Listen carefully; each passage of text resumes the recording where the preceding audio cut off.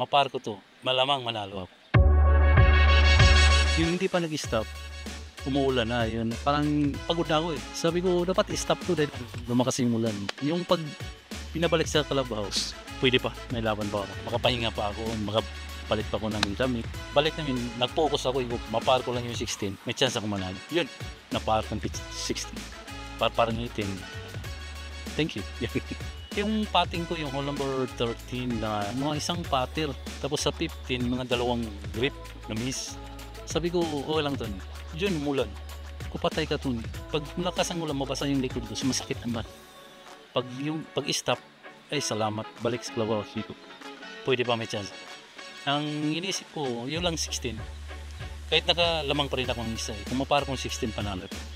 Dahil ang last toes, may bihira ma-birdie. Dahil mahaba yung 17, mahaba yung 18. Sabi ko, iparpar ko na, panalo ko yun. Yan, nakatupad talaga. Alam ko si Keanu Tilbander, so lamang ko ba yun. Alam ko, sumilip siya. Idikit ko talaga to. Para pag sa din dito, talo ako dahil lakas siya pamalo. Doon nagawin sa 18 pa rin. Siguro mga 2 grip, tapos na sa tingin. Yung nahirapan ako sa ulan, tapos yung back 9, yung uphill, ganun. Sa edad ko, hirap talaga. Tapos basa yung sapatos ko, damit ko, mga short ko, yun ang hirap. Sila, yung mga bata, okay lang. Pag mabasaan yung likod ko, yun ang problema ko talaga. Unang chance ako ng damit.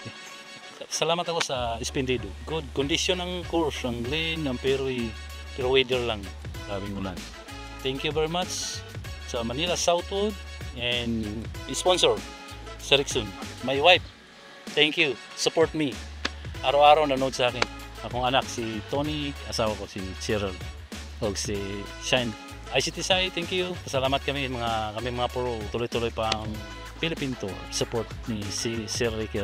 Salamat kayo.